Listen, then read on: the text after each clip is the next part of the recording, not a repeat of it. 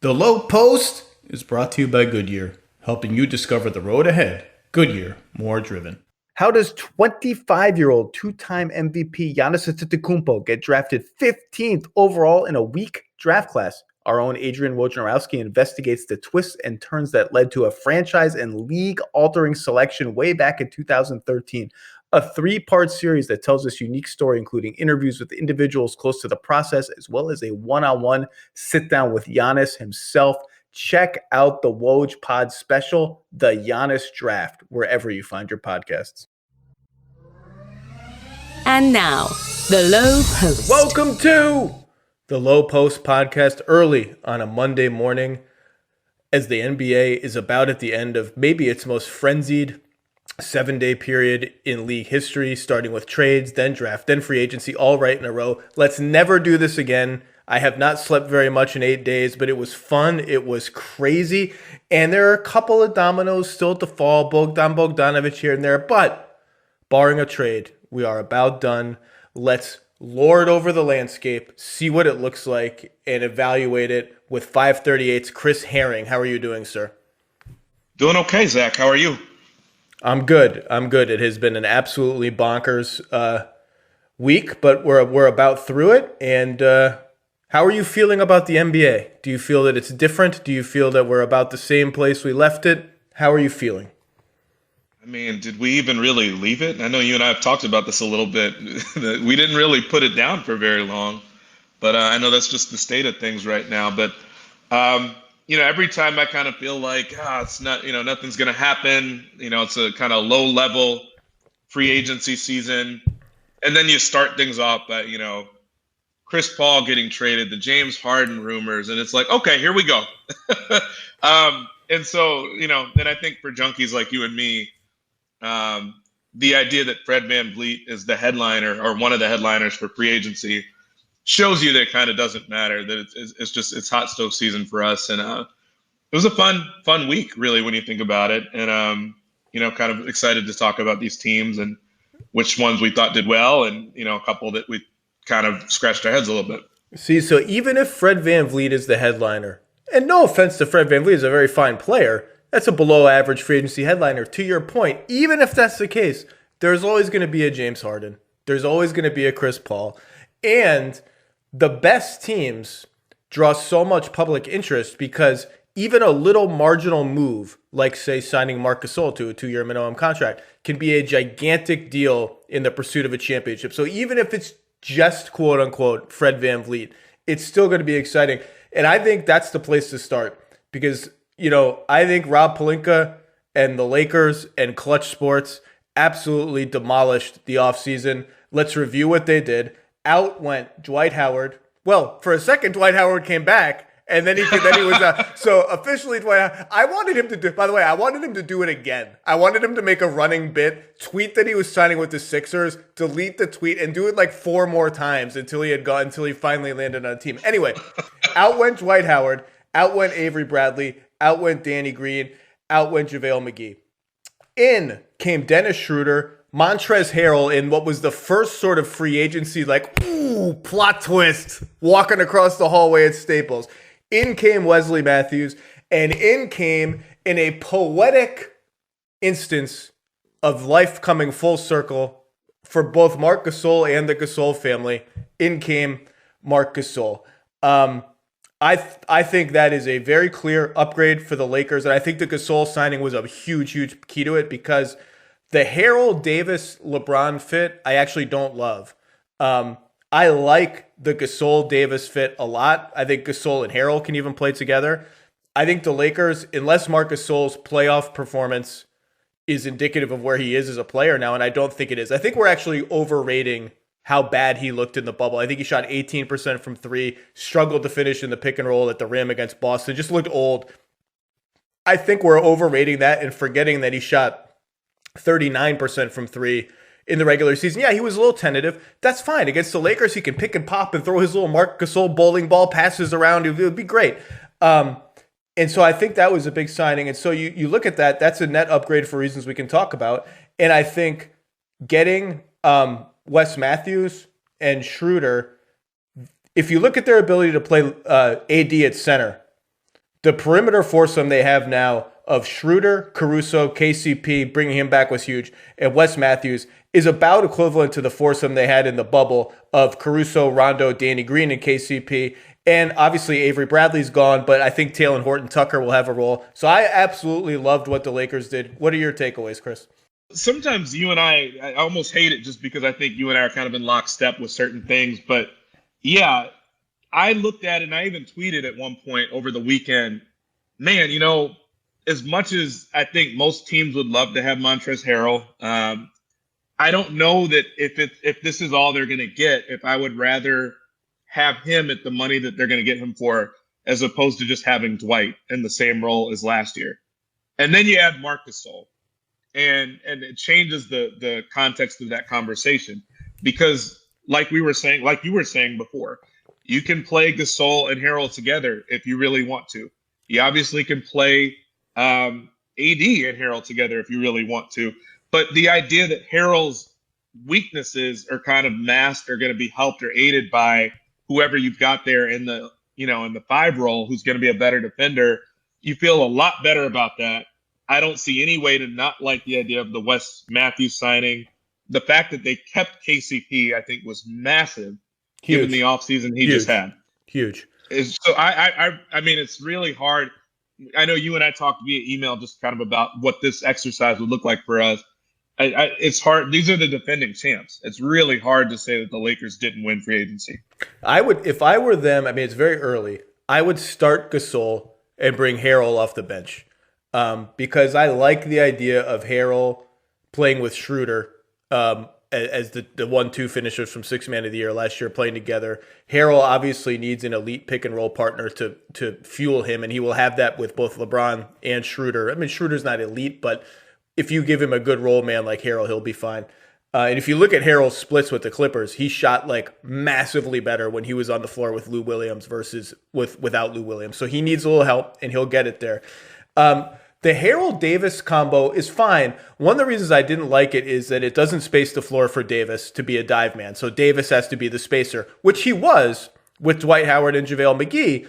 But one of the things that Dwight Howard and JaVale McGee brought was like a vertical game that Harrell doesn't really have. Offensive rebounding, tip backs. Harrell's an okay offensive rebounder. Those guys are giant people who are elite offensive rebounders. Harrell's like 6'8", and he's not a huge leaper. And so you would have lost that dimension. Now, Gasol doesn't really have that kind of dimension on offense anymore, but the trade-off is he will shoot threes and space the floor for Davis to dive to the rim. Another thing I like about it, and this would apply to Harrell too, is I think it's important for the Lakers to have a center, or whatever you want to call Harrell if he plays with Davis, who, when the other team decides they have to play their centers against Davis because AD's post-up game is too big for their power forwards, to have a center who can then exploit the opposing power forward, because that opposing power forward has to go somewhere, and you'd see teams stick them on JaVale McGee or Dwight, and like those guys aren't post-up threats anymore. They're offensive rebounding threats. Marc Gasol, he's getting a little long in the tooth. You give him the ball against a 6'8" wing masquerading as a power forward, he can do damage. Montrezl Harrell can do damage. I love the fit of and defensively, again, the Lakers bet on size, right? That was their big bet last year. We want a center. We're cool with AD playing away from the rim because he's so big, he could fly around the floor and be everywhere all at once. And we like to have two giant guys at the rim. Well, Marc Gasol brings that for you defensively. You know, you and I think I don't know which podcast we did, but when I did my all defense picks, I asked a bunch of coaches around the league, if I have to pick one guy from the Raptors to make one of my all defensive teams, all 5 of their starters are candidates. Who should I pick? And by a plurality, not a majority, but by a plurality, the choice was Marc Gasol is still the best defensive player in the Raptors starting lineup. I'm not sure I agreed with that, but those coaches are smarter than I am about basketball. So I was like, well, they must be picking up on a little something that I'm not seeing. So, and then when you factor in that their perimeter depth is more or less the same as it was last year, and we can talk about Schroeder a little bit. I think Schroeder's a great fit. I think the Lakers walk into next season as the championship favorites. And, I mean, the other thing we haven't even mentioned, too, we were all looking forward to kind of the return of Golden State. You know, you look at, obviously, what happened with Klay, unfortunately. You take into account that love the move or hate it, and like I said, I think we both kind of are more toward the love it spectrum now, given that, they bolstered some of the questions we had about Harrell. You took a pretty key piece away from the Clippers, which some people would kind of disagree with that, depending on how you feel about Harrell. But he obviously was an important part of that team, and they lose JaMychal Green. They did replace him with Serge Ibaka, but you're weakening one of the teams that you feel like you're going to be up against for that Western Conference spot in the finals. So there's that. Houston is doing whatever Houston is doing this offseason. And so, I mean, this is just a massive offseason for the Lakers when you consider the fact that they've given themselves so much margin for error here to repeat, not only as the Western Conference favorite, but, as a champion. I think the Clippers, they lost Harrell and Green. And for a hot second, you sat there thinking, are they going to do anything? Like, are the Clippers Right. They have like 10 dudes on their team. One of them is Joakim Noah, who's not guaranteed. Like, are they participating? And then they swoop in and get Ibaka, who I think is a fantastic fit for them and almost replaces Green and Harrell in one player. Right. You can play a little bit with Zubats. I don't expect that we'll see a ton of that lineup, but it's doable. And it gives them an ingredient as a stretch five with shot blocking skills that they did not have last year. JaMychal Green is a stretch five to some degree, but he's not a rim protector. Then they would go to Marcus Morris at 5, which is a lineup that they just kind of dabbled in here and there and was not as good in the end in a small sample as I think people as certainly I expected it to be. I think Ibaka is a fantastic fit for them. Toronto will miss him a lot. We can talk about that. I thought they rebounded well. We can talk about the rest of the Western Conference later, but I just thought the LA teams, and I don't know what form it will take. Maybe it's going to be a trade in the middle of the season. Maybe it'll be some kind of trade before the season. Obviously, there are minimum slots here and there. I don't think the Clippers are done. I don't think this is the Clippers team. At the very least, I don't think this is the Clippers team that is going to be on the floor after the trade deadline in the season. I don't think they're done remaking their team. They're being patient. I thought the Ibaka signing was great. And I just think home run for the Lakers. Do you like the Schroeder fit for them? A lot of people, Schroeder's kind of a polarizing player among both people in the league and media. I guess I feel like with the guys he's going to be with and the idea that you're not going to rely on him to have the ball in his hands all the time, which obviously that's kind of what we saw last year with Oklahoma City. I like it better than I would if it was just a standalone signing for another team. I also, the one concern I have is that you bring him in. He had the big shiny 3-point shooting number last year. You don't know whether that's going to hold up. It was more of an aberration, but you're more likely to kind of trust something like that with the team that he's going to have. And at a bare minimum, he's a guy that's going to be more aggressive about getting to the basket than Rondo was, gets to the line more than Rondo does. It's just really hard, even if you want to pick apart kind of one of these signings here and there with the Lakers. In totality, I think you have to like it just on the whole. I love the Schroeder trade for them. I understand Danny Green was an important part of their team. They gave up a draft pick.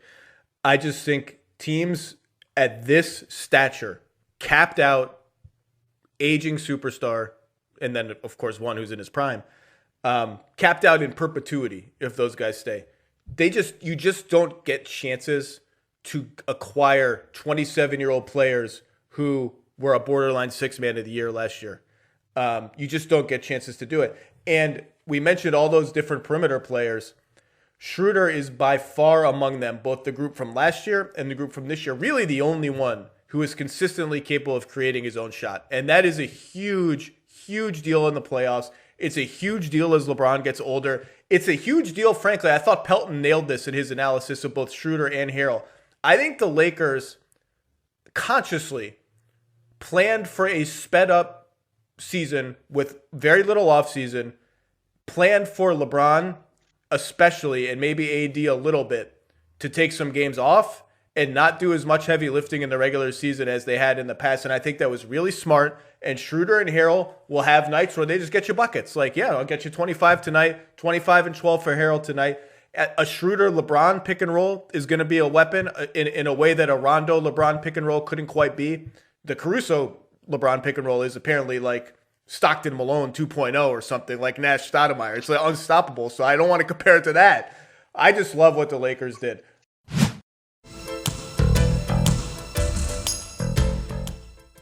Well.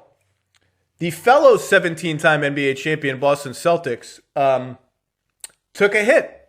They took a hit, and laptops and mobile devices everywhere nearly exploded when news of Gordon Hayward's 4-year, $120 million deal with the Charlotte Hornets, your and my Charlotte Hornets, came across the Twitter sphere. For Boston, it's a really fascinating decision because they lost a core player for nothing. And by the way, you wanna laugh at the contract? Okay, fine. You wanna say Gordon Hayward's injured all the time? Fine. It's indisputably been true for 2 of the last 3 seasons.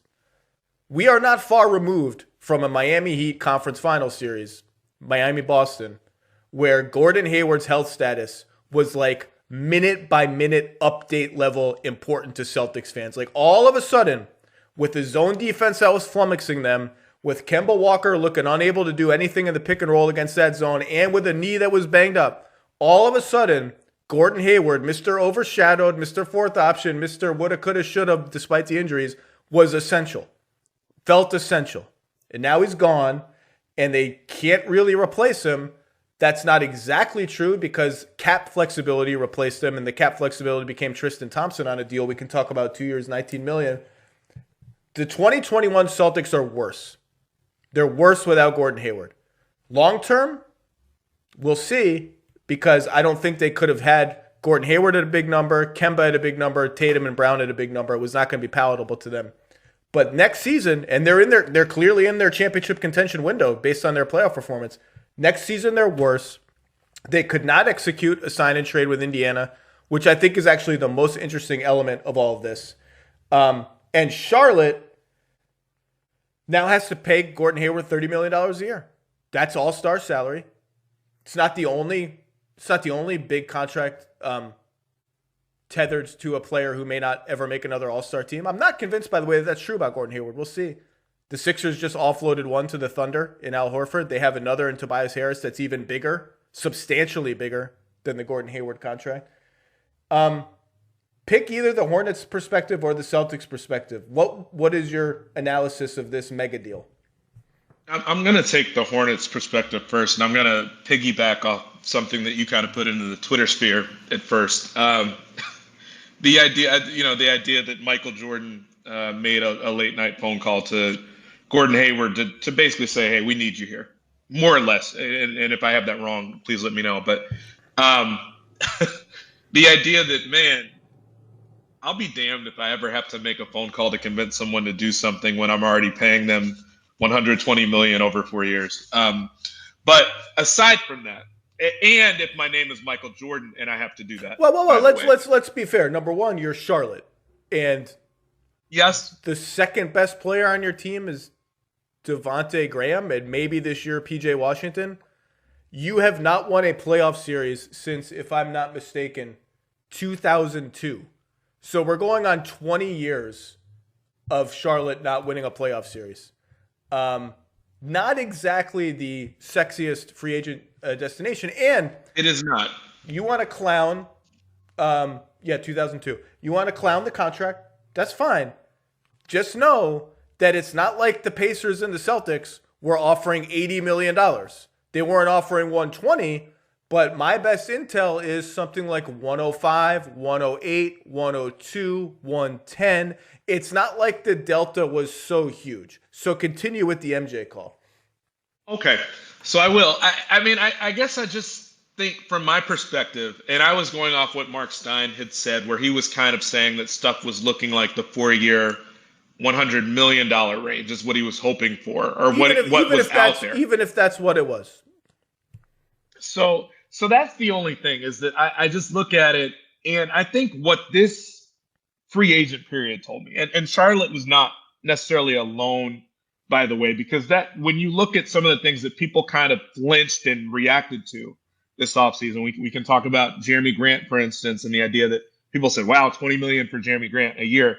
And, that was coming out of the Detroit market. This was coming out of the Charlotte market. And I think everything you just said about Charlotte is completely true. The idea that this is a team that realizes that they have to kind of do more, and that they, in this case, have to overpay for someone that they might not be able to fully convince to come there otherwise. And so that's kind of what this is. I find exactly what you said a moment ago really interesting, the idea that there was no sign and trade that was able to be worked out, because we kept hearing repeatedly Gordon Hayward wants to go back to Indiana. And so the fact that didn't happen, and quite frankly, a situation where if you can make that happen, Indiana becomes a little bit more interesting in the grand scheme of everything. But the fact that it didn't, I look at Charlotte, I don't know how much it moves the needle. Maybe it can get them into the playoffs. They're still kind of a really young team looking at it. You don't know yet what you're going to get out of LaMelo. It's interesting, but it's also one of those things where, man, if 4 years from now, if he's their best player or even second best player by that point, depending on how he ages, depending on whether he stays healthy, it's hoping for a lot. And it's the fact that there's no options or anything in that deal. I get why they did it. I get why they probably feel like they had to do it. But man, it's just like you said. Maybe I'm being too harsh and clowning a little bit, but he was paid as the best player in this class when you really put it that way.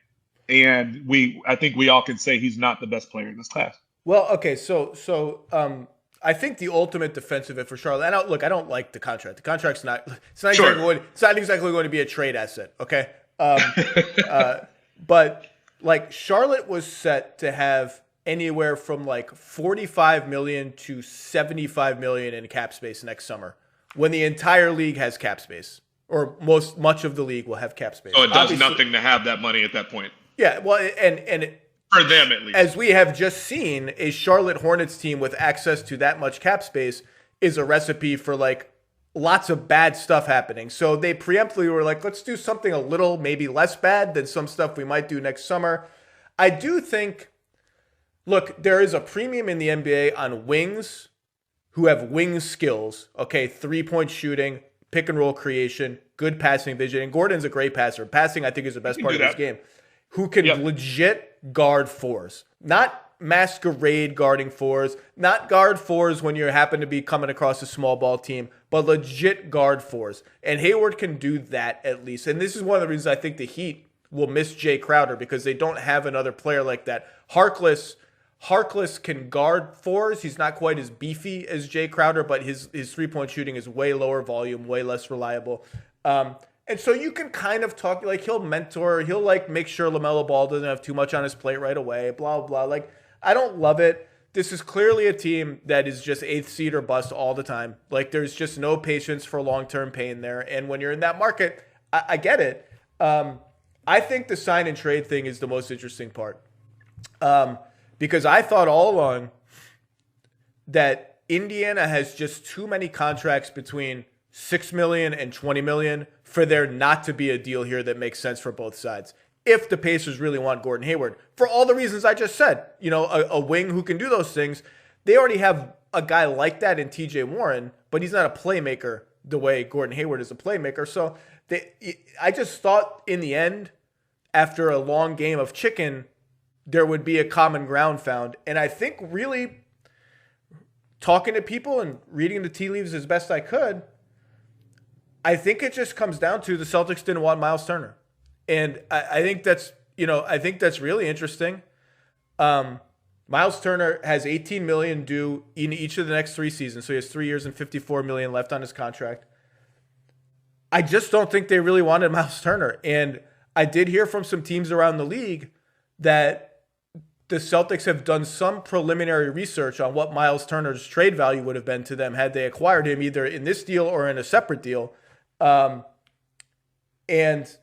obviously didn't like what they saw, which is really interesting to me because like the league has almost done a 180 on Miles Turner. Like not long ago, that contract was considered like a pretty good contract. He's a shot blocking center who can shoot threes at a decent rate. And now it's like, well, 18 over 3 years, like, I just would rather not have it. And they made a pretty conscious choice, I think, if this reporting is accurate, if the reporting around the league that Gary Washburn and others put out about Miles Turner being the proposed centerpiece is accurate, and I think it is. They made a conscious choice. I'd rather have Tristan Thompson at 9.5 and then 9.5 than a Miles Turner at 18, 18, 18. I think that's really interesting, and it's not the choice I expected Boston to make.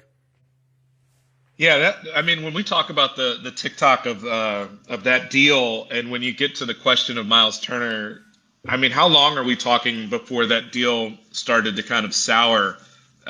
Think about it. So he got paid, and then what was it, a year after that Sabonis was up, where they had to make a decision about what they were going to pay him? To me, that was what I looked at and said, man, I don't know that you're paying Miles Turner that if you realize that Sabonis is going to be one of the guys or the guy that you ultimately want to build around. And so that's a pretty quick timeline of kind of going from one spectrum to the other in terms of how you feel about what you just did.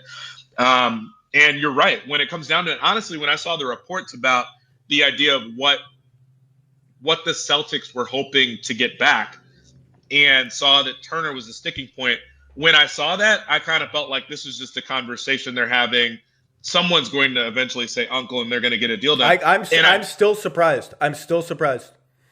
And I'm primarily kind of surprised by it just because it sounded like Hayward really wanted to go there, and it sounded like Indiana really wanted him. So I figured something will happen. It was a little bit difficult to ultimately think that TJ Warren was going to be one of the guys headed back just because he came off such a great bubble. But even if that were the sticking point, like you said, Gordon Hayward ultimately gives you a little bit more variety in what he does. And when you're, I don't know, the middle size markets, the smaller markets are always really interesting to see how far they're going to go to get a guy that they really want to get, because of the fact that they know how difficult it is to convince those guys to come in through free agency. And so I didn't think that would be such a sticking point to the idea where it wouldn't happen, whether it was Turner or Warren or whoever. And so that, and even when Gordon Hayward did make the decision, I think Woj was the first one to it, I said, wow, this is surprising. And it wasn't because Charlotte got him necessarily. It was because, like I said, I figured Boston and Indiana would make something work, one. And two, the money that Hayward was paid. I didn't think it was going to be anywhere near that much. And I think I even said this, the annual number is not even that far off. I mean, $4 million would be a lot in, I think, any of our lives per year. But, when you're talking about going from 34 to maybe 25 a year, I didn't think he was still going to be in the $30 million a year range. Or similarly, if you're going from Boston offering or Indiana offering 25 or 26 to 30, it's not like that $4 million matters. It's why stretching Nick Batum's contract would be a disaster for them, because that money, it matters. Every little bit matters on your books. But it's not like a chasm. It's not like it's not like at $26 million a year, all of a sudden teams are going to be trading 2 first-round picks to go get Gordon Hayward, and at 30, it's a toxic asset. You know what I mean?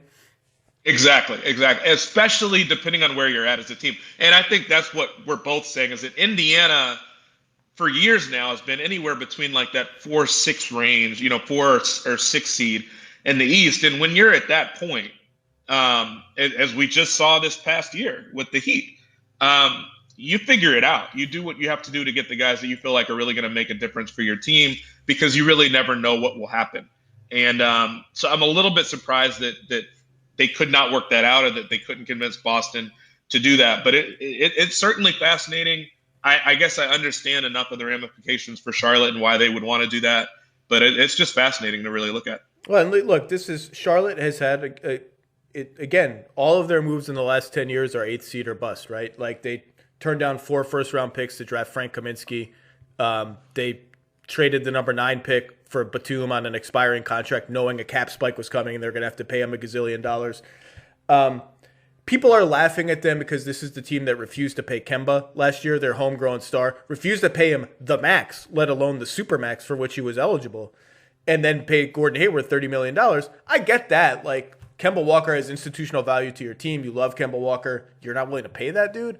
But it's not like there's a rush around the NBA to get Kemba Walker via trade right now. It's not like people are looking at that contract, which is for more than what Gordon Hayward is making, and are like, oh, that's a trade asset. It's more like, is his knee all right? Like, what's up with that? Like, I don't know if maybe we're kind of in stay away mode on that. So, I don't like it for Charlotte. I just don't hate it as vociferously as some other people do, which is fine. Like, maybe I'm just, and there's still rumblings that the teams might try to make this a sign-in trade, and I don't really know how that would work. And there's been some people have just speculated Terry Rozier would make sense, which would be hilarious if Terry Rozier and Kemba Walker, who were traded for each other, basically are now on Boston.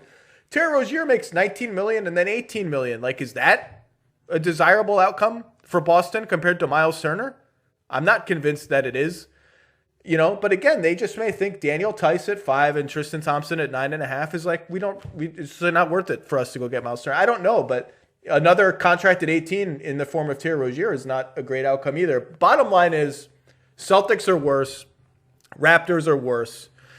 And among the big winners just out of that in the Eastern Conference to me is Miami, because I think Miami pretty much held steady. And Milwaukee, who had what is the right way to describe this? An unconventional offseason? Because you can't really call it. I don't know that you can call it bad. You might be able to. And if you end up calling it bad, from my perspective, it's because it was weird looking at a time where you really need to be doing everything right to convince Giannis to stay. I was talking to a front office guy last night. I said, do you think the Bucks are better than they were last year? And he said, this is on another team. He said, well, the Bogdanovich thing really was a disaster for them. Could have been. I said, just pretend that never happened. Right. Is the team better than they were last year? And my answer was, I actually think they're a little bit better for the playoffs. Regular season is regular season. We all know that they're going to stomp everybody and win a gazillion games. Like, I don't even care anymore. They're the James Harden of They teams. have to prove themselves. I don't care. I don't care that you scored 50 points against the Hornets and taunted everyone with your step back three. I don't care. Don't go 2 of 11 in game 4 of a 2-1 playoff series, okay? So the Bucks are that for teams, which is ironic given that Giannis and Harden have had a somewhat chippy back and forth in the media. I think they're better only for this reason. Last year going into the playoffs, when you asked yourself to describe what is Milwaukee's best crunch time closing lineup, everything on the line, fourth quarter, 6 minutes to go, what 5 guys are on the floor? My answer personally was Giannis, Middleton, question mark. Maybe that was harsh on Brook Lopez. Brook Lopez shot like 30% from 3 last year, and Giannis at center lineups are really, really good. Now I think it's at least Middleton, Giannis, Holiday, question mark. And Holiday fits that lineup really well as another shot creator and another great defender, another switchable defender if they ever decide to embrace switching in any kind of organized way. So I think the Bucks, despite appearances, now Bogdanovich would have been incredible for them, are better. Yes. I don't like the Augustine deal.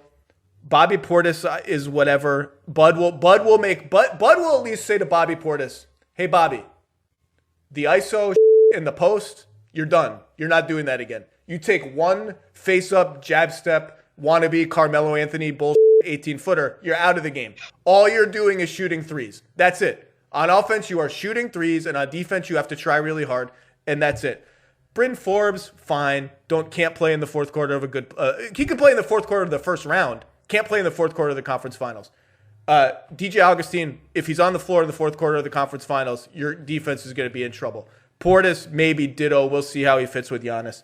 Connaughton, fine. Had to bring him back. Torrey Craig, fine. Like, is he part of that closing 5? Probably not. But at least they had one additional answer to it. So appearances aside, I do think the Bucks are qualitatively a little bit better in a way that, and it might be that little bit that is inflated in importance when you get to the last 2 rounds of the playoffs. So by the way, I'm talking about the conference finals. They didn't even get to the conference finals this year. They have to get back to the conference finals. That's my Bucks spiel.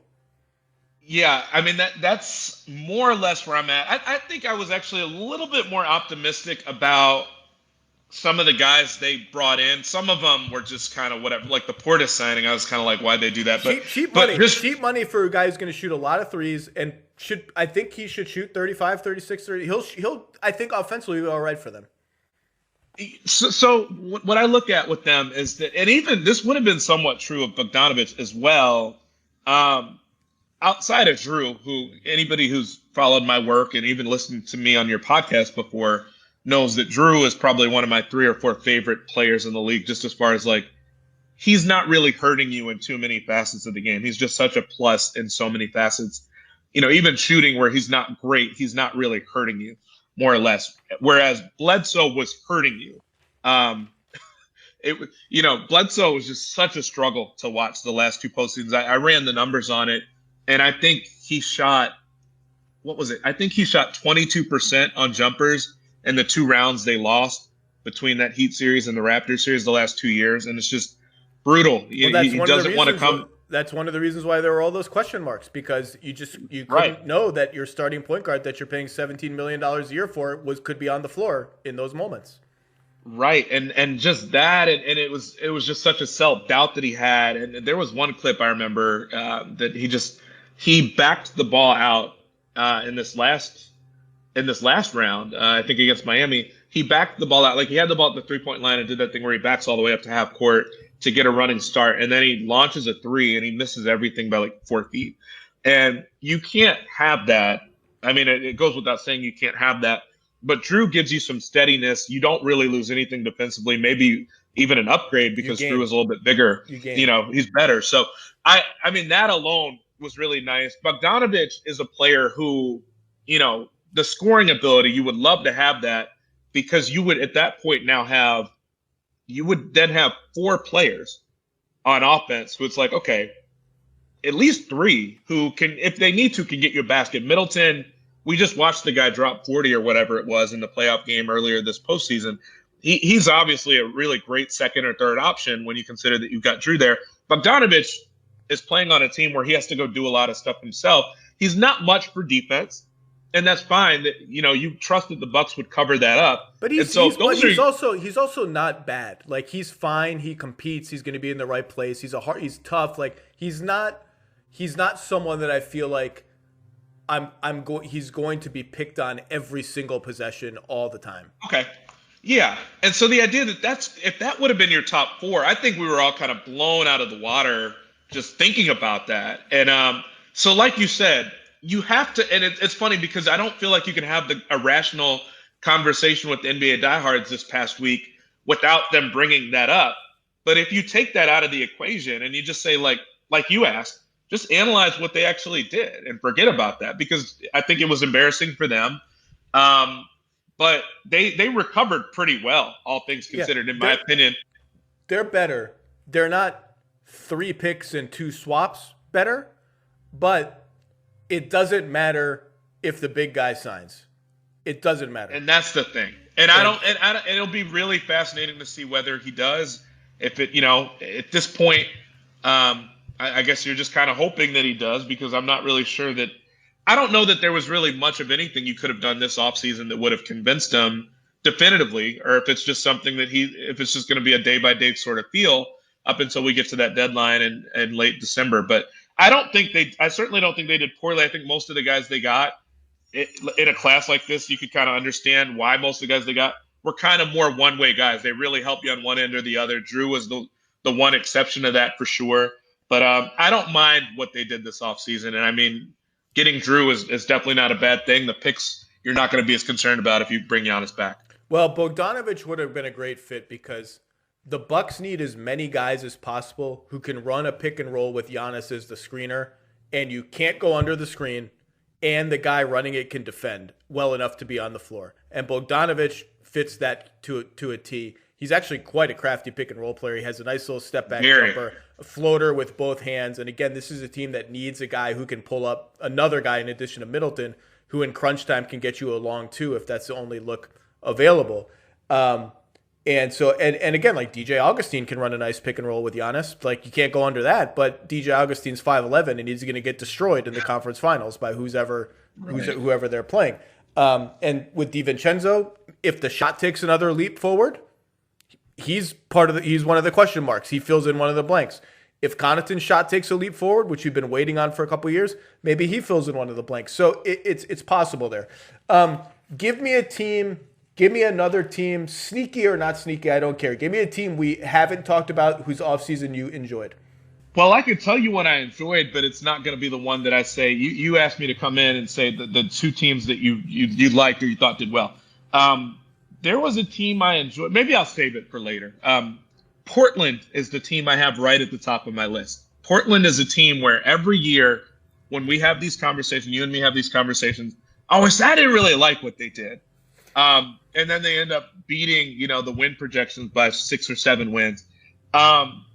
This is the opposite for me, where, first of all, before free agency even started, Robert Covington is a great addition to this team. I think that this is a team that has needed, really, in my opinion, since they lost Wes Matthews, has needed another wing player who could step up, who's just reliable, Covington is probably kind of overrated from the standpoint of the way we view him as a shooter. He can hit threes. He shoots from a little bit further out, but has never really been high above average from three. But his versatility is just something that the team didn't really have, other than maybe fits and starts over the last couple of years.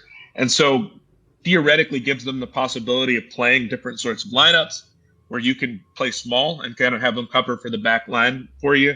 So I really like that. But the other guy I really like that they picked up, aside from the fact that they lost Whiteside, which I don't even think he has a team yet. Well, I was going to say, they probably lost Whiteside. He hasn't signed anywhere yet.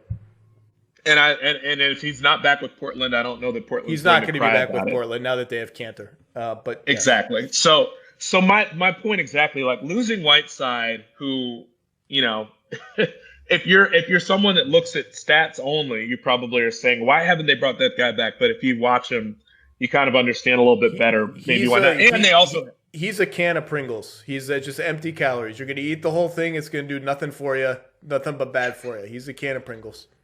That sounds like a quarantine sort of food. I think a lot of people have probably done stuff like that. But, it's one of those things where this team now has some versatility with Covington. I love getting Harry Giles. I love that move for them.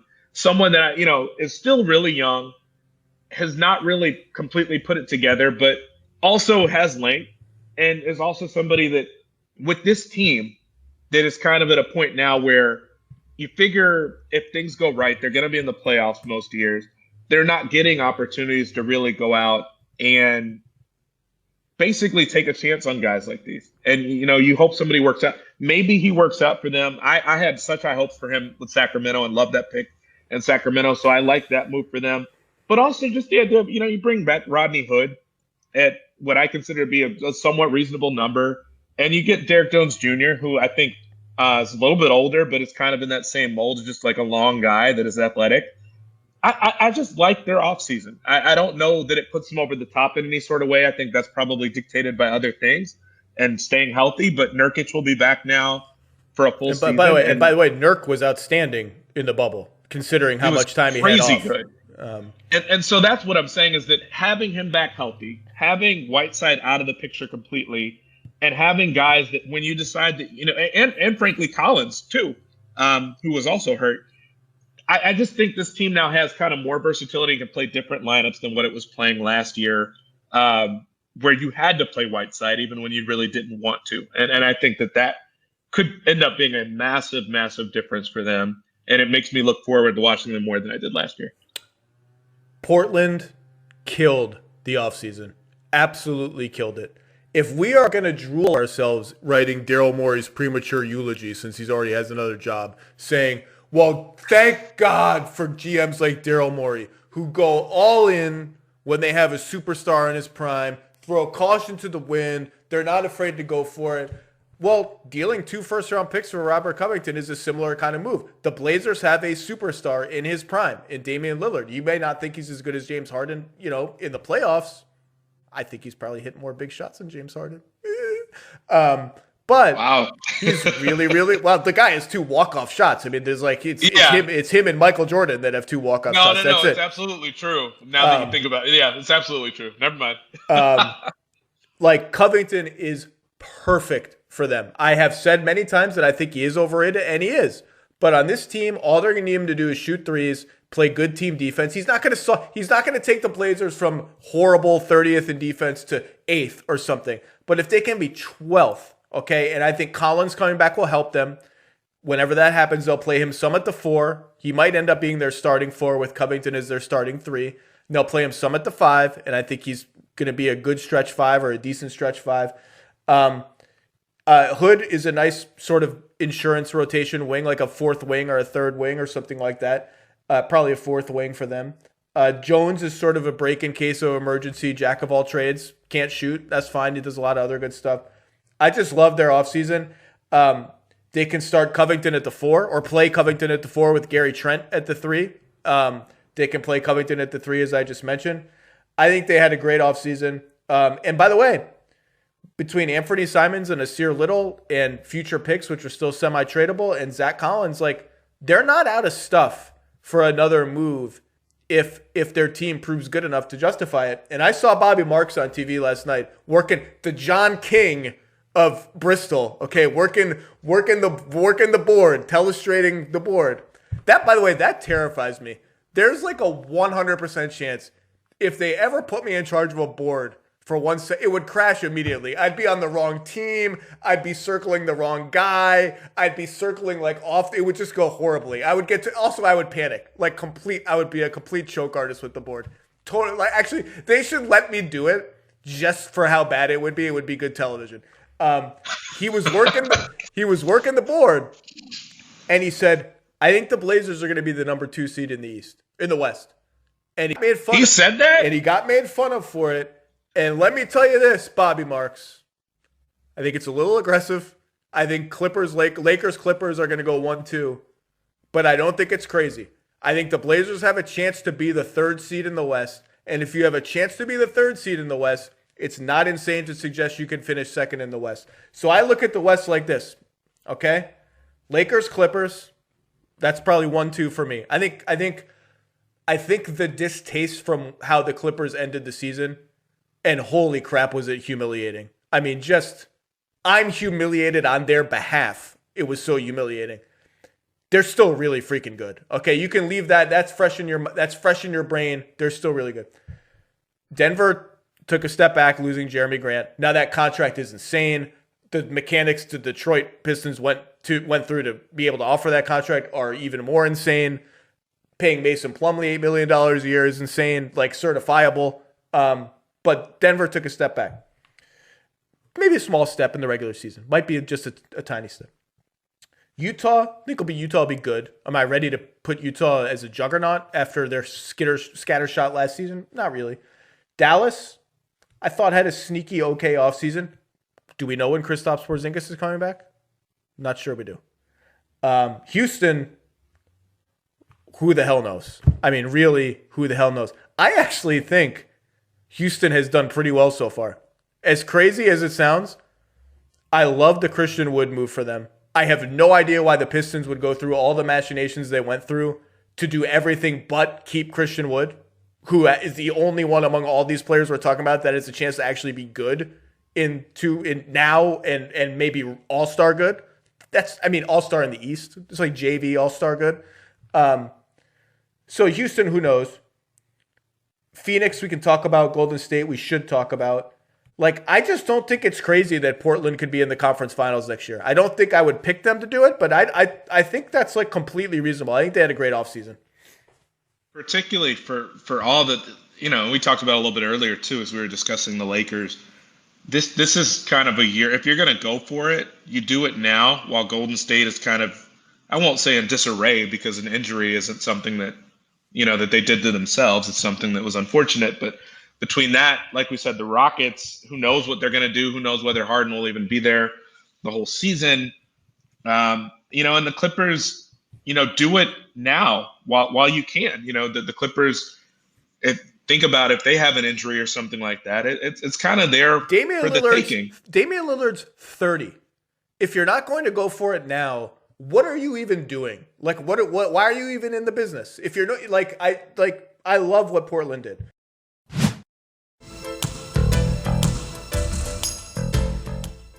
Let's talk about the Warriors, because I really I think Phoenix had a great offseason, okay? And I think Phoenix is going to make the playoffs next year. I think their playoff drought will end.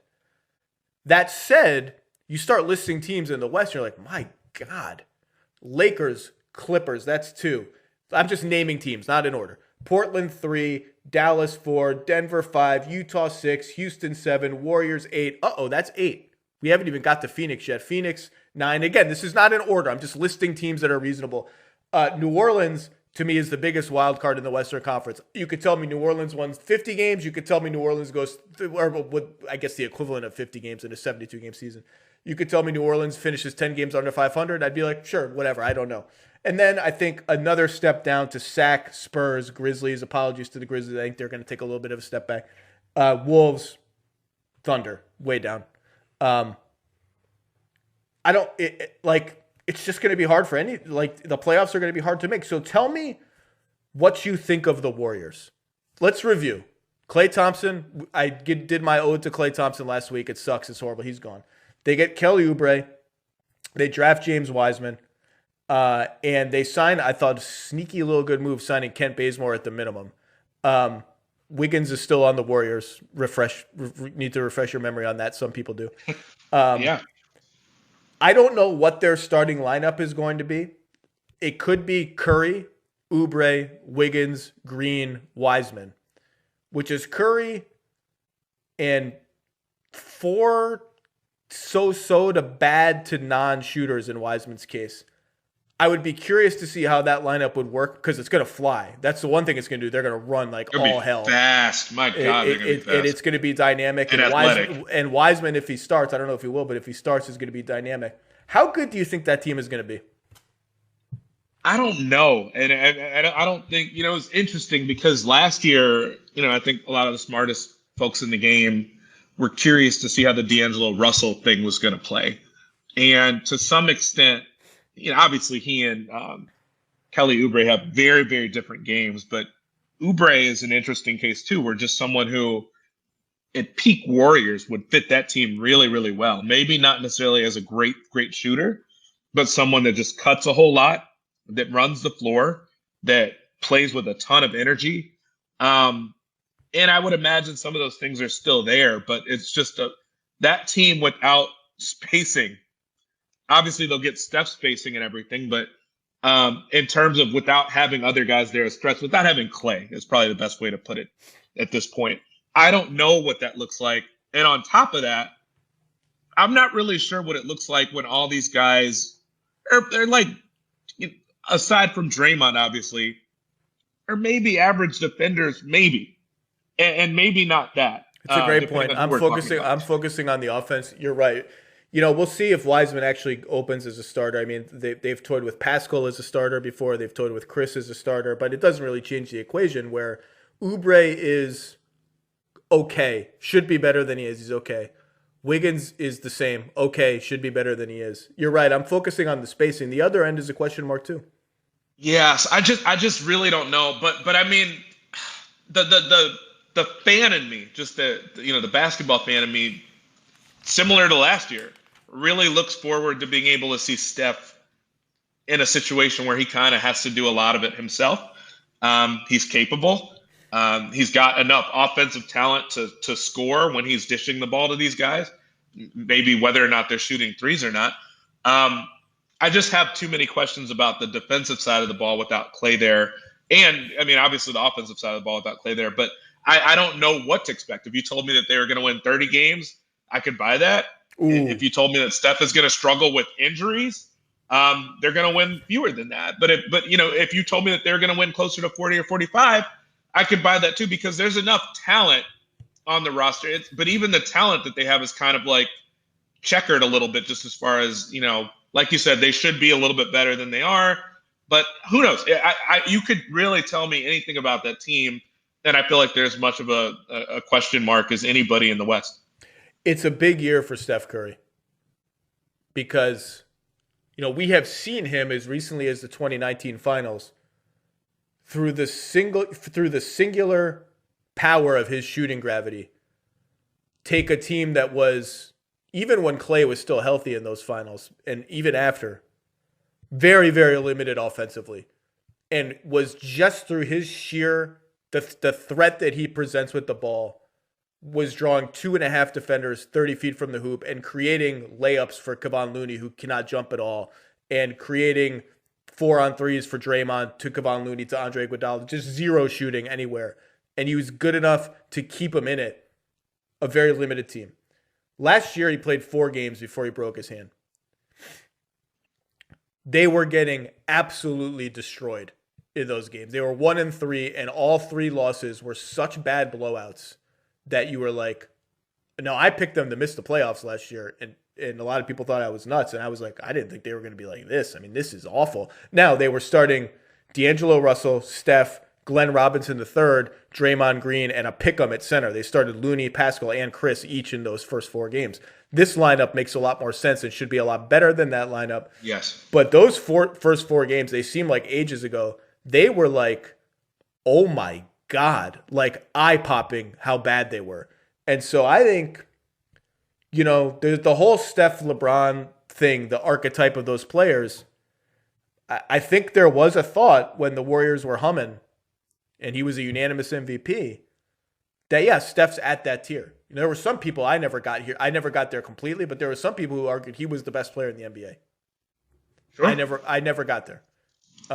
Yeah, I don't know that I ever did too, and it was probably more rooted in kind of all-around game, meaning the defensive side of it too. But it's never. I don't know. I struggle with the idea that it would be crazy to have ever thought that. No, because he was by far the best shooter in the world in a league where shooting is is probably the most valued thing for right now. But so I understand it. I think what I remember saying at one point was the gap between Steph and LeBron is not as big as people think it is. Something of that nature. He can't physically dominate the way LeBron does. He has to dominate in other ways, and we will see how that translates to a team that is a little bit strange and a little bit lighter on shooting than his past teams, and certainly not as star-studded as the ones with Kevin Durant, which were they weren't even teams anymore. They were just something else. Right. I do think on paper, this is still a playoff team. But nothing is given to anybody in the West if Houston hangs on to Harden. Less so Westbrook, but Harden. Because James Harden, look, it's a circus over there. Okay, they're not deep. I like the Sterling Brown. I don't get why Sterling Brown gets the minimum and Tristan Thompson gets $9 million a year and Mason Plumlee gets $8 million a year and on with these centers. Like, we just have gone through this, like, nobody needs centers. Centers this. Like, Sterling Brown, look, he didn't play much last year. He's a 35% shooter from 3. He's big. He can guard 3 positions. Like, why is he available for the minimum? Great signing for Houston. Christian Wood has a chance to be really interesting playing with Harden. And James Harden, fault his playoff performances, nitpick them. It's all fair. I've done it. In the regular season, that dude is a walking playoff berth. He's a top 3 MVP candidate. It's hard to miss the playoffs with James Harden playing a full season for your team. 35 a game for 3 years in a row, basically, which it's nuts to think about. I wrote a piece, I think we probably all did, really, right after D'Antoni decides he's going to leave that job. And I basically said in my piece, everything should be on the table for the Rockets. Kind of thinking in the back of my mind, Morey may decide it's time to go, which obviously he did. D'Antoni had decided it was time to go. And at that point, you're the Rockets, and you kind of reached as close to maybe the mountaintop as you're going to get, unless you really overhaul the crap out of things now, which becomes difficult to do because of Russ. And so the idea that the Rockets obviously needed to consider trading Harden too, depending on what his appetite for kind of going through this is, but also depending on the idea of what would you get back for somebody that gives you 35 a night every night, and goes on, 20-point streaks of 30 points a game. I'm still kind of fascinated just by the potential of what they would get back in a trade for him with this much time left on his deal. And, quite frankly, how much of a box does it put them in, if at all, given that he's kind of given them a directive of exactly where he'd like to be. And, if you don't want the assets that team has, what is the appetite to trade him elsewhere or to trade for him elsewhere if if you're concerned that maybe he doesn't want to play there compared to Brooklyn. It's going to be fascinating to see how that all plays out. But as long as they have him, it can be a circus. You could have the big top up. You can have the lion tamer in the bowels of the arena. They're making the playoffs if they have James Harden. It's hard for me to imagine they're not making the playoffs unless he just pouts, which we have seen guys do. That's the first thing I thought. Unless he's just like, I just don't really want to play, or I'm going to be stationary even by my standards on defense. I might sit on the floor a couple of times and just, relax. I guess that's a thing. Phoenix, according to Woj, just re-signed Dario Saric, which was a no-brainer for them. He had no market left. He was always going to go back there. I love the Crowder acquisition for Phoenix. He's, again, exactly what we talked about. Cam Johnson starting 4 worked great in the bubble. Maybe he starts again, but I like a guy who has a little bit more of a track record guarding up a position, and Crowder can do that, and they have plenty of shooting with Paul, Booker, and Ayton even is a good shooter around him. Phoenix, I would like one more trustworthy rotation piece for them, but I think on paper their team makes a lot of sense, and they're going to be. I think I'm going to pick them to make the playoffs. I love it. Let's go Suns. Give me one team that you thought had a bad offseason, and you can't say the Pistons because everyone's been making fun of the Pistons for 3 days. Yeah, on the Pistons too. I'll get to the bad team in a second. The Pistons. Did I love their offseason? No. I mean, and I think it was kind of easy. I know I made a joke about them at one point over the course of the first night of free agency. I also understand some of it. Like the Grant thing was obviously an overpay. You're banking on the fact that he's going to do something more now in a bigger role, which was. I don't understand that one.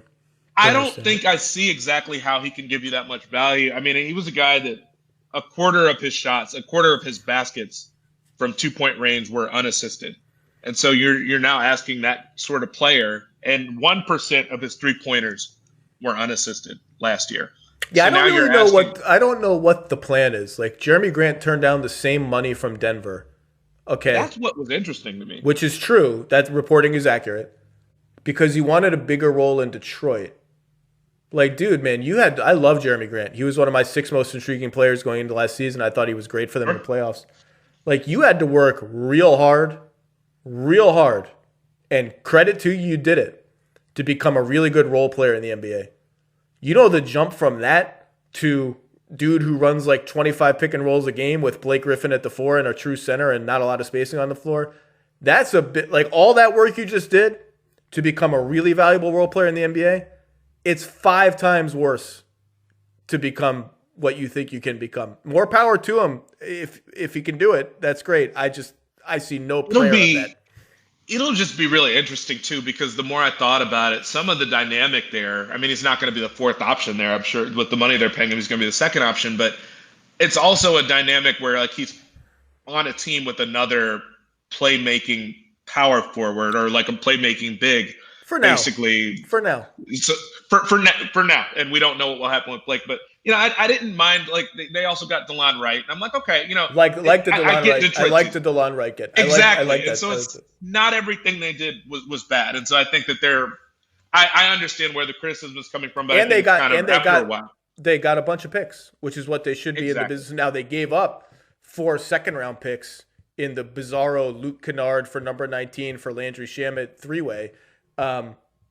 I have a suspicion why they gave up those 4 second-round picks, but I haven't nailed it down yet. That was a little strange. I actually think the Pistons could be this year's Suns on a smaller scale, where everything they did was completely nonsensical and didn't really, and not everything, but a lot of what they did just didn't make a lot of sense. And yet you could come out of it being better than people think or looking better than people think. I think that could be, they could be this year's Suns. Remember, last year's Suns had this chaotic, crazy offseason where like they had to get off Josh Jackson and they misread their cap space and this and that. And it worked out fine. Like they gave away TJ Warren for nothing and it worked out okay. Yeah. So, I mean, I kind of want to see what happens with that. I get some of the criticism. I think some of it's a little bit overblown. The team that I have listed as my worst one, or the bad team that I have listed, was actually Cleveland. The reason I have Cleveland there, last night I look up and I said, did they get even like a single guy that they signed? in free agency, which on the one hand, is Cleveland young? Are they kind of trusting their guys to grow into certain roles? Sure. But Cleveland's also had the worst defense in the NBA 2 years running, including a year ago, the worst defense in NBA history, efficiency-wise.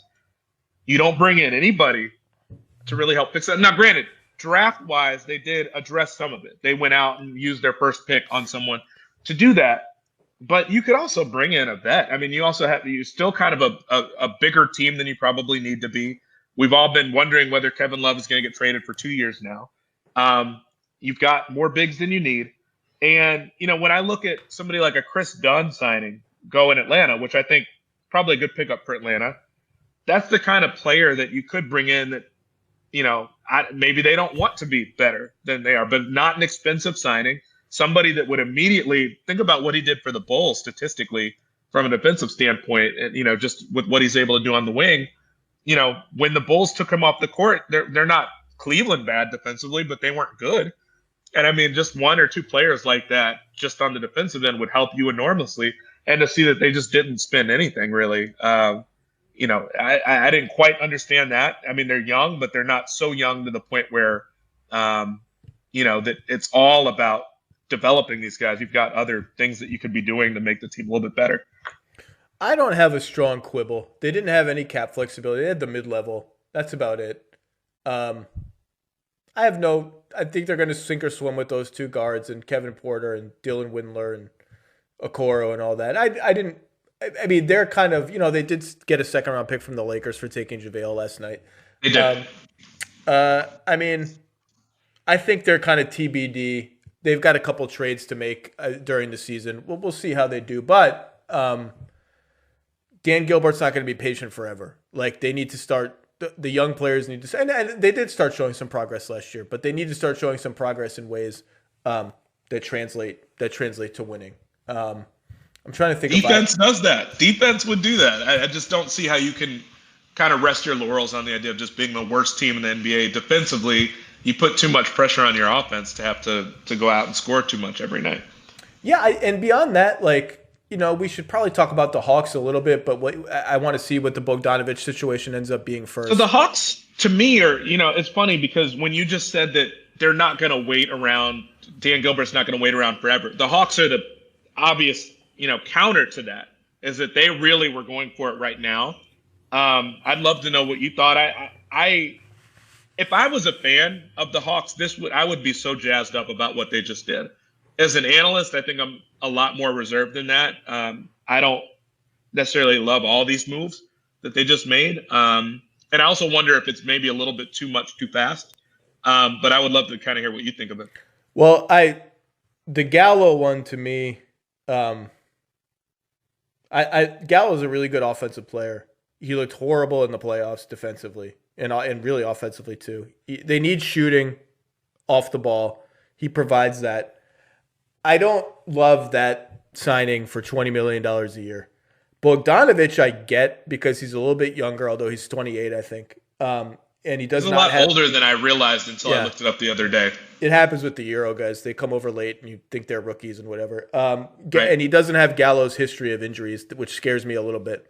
And I do love the idea of a wing ball handler who can get Trae Young off the ball a little bit. And Herder has dabbled in that. Reddish and Hunter really aren't ready to play that role yet on any kind of volume.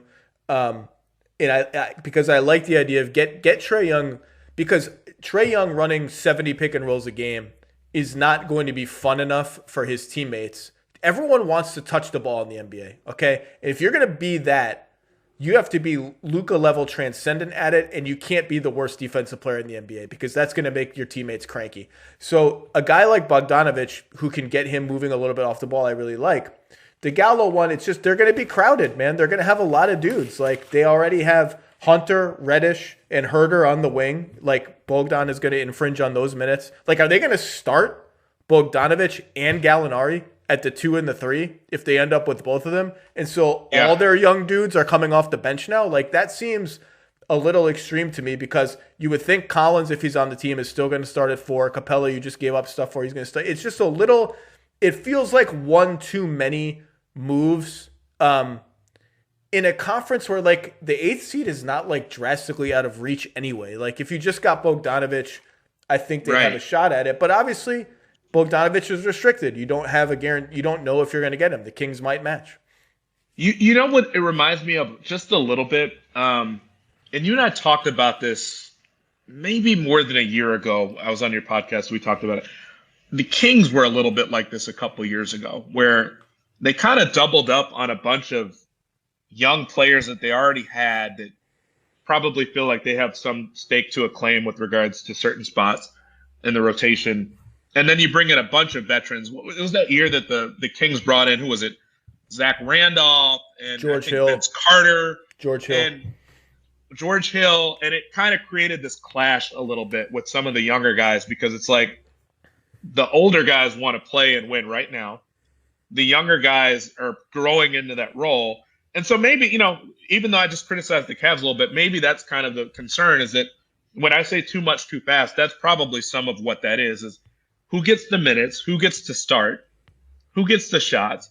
But my bigger question, and I think this is always kind of my focus and what I look for with teams, is how well are you defending? The Hawks have just been horrendous defensively for a while, to the point where, as you said, it puts a lot of pressure on Trey.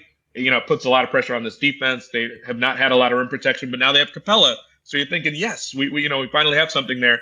And now you bring in a bunch of guys that, even at their best sometimes are really just not that great defensively. Chris Dunn, they did bring him in. So I'm curious to see some of it, but he doesn't really fit the rest of the team from a shooting standpoint. We'll see. And by the way, if you're going to play Chris Dunn some at the 2, that's more wing minutes that are not going to your young trio of wings. They're interesting. They're interesting. Like I said, I would be thrilled just from the standpoint of they're spending, they're trying to do something, they're trying to make something happen now. But fans don't necessarily think in the most logical, rational team building sort of way, the sort of long view that you need your front office to have. Which, who knows? Maybe ownership there may not have the appetite to really sit and wait for much longer. Who knows? Well, we're not done yet. There will always be moves to make. So we should revisit this when all the dust is settled. And when that dust settles, new dust will become unsettled. That's the beauty of the NBA. There's always going to be someone who wants to be traded. There's always going to be drama. There's always going to be stuff going on. But it has been a wild week, and the landscape does look a little bit different than it was when it started. And we will sort of have to see how all that evolves. A couple more dominoes yet to fall, but boy, oh boy! And by the way, training camp starts in a week. Oh God! I think we're 8 days from training camp. It's kind of crazy. It's actually settled in on a lot of team employees. Like in the last 4 or 5 days, like. I've had a lot of conversations where they're all like, this is kind of insane that we're trying to do this. Like, we're still, and by the way, we're still all working out like the fans thing and the virus protocols for who's going to travel, who's going to be allowed in the arena, where's the media going to be. There's like a million virus related things that we're also trying to do because the plague is here. And we don't want a lot of people getting the plague at our arenas. And what's going to happen if like a team gets it's just like crazy. All right, but that's for another day. Chris Herring, you can read all his stuff at 538. Your NBA coverage is second to none. When is your book done? What's the update on the 90s Knicks book?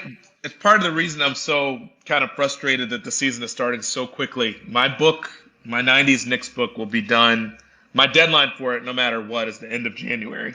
And so I'll turn that in January, and depending on what they decide with regards to when my book is coming out versus a Scottie Pippen memoir that the same publisher is dropping, it'll either come out this time next year or at the very beginning of 2022, which seems forever away. But hoping for a year from now. I got to turn it in 2 months no matter what. So I can't wait to read it. It's going to be awesome. Appreciate you. And we will promote the hell out of it on this podcast. Chris Herring, thank you very much.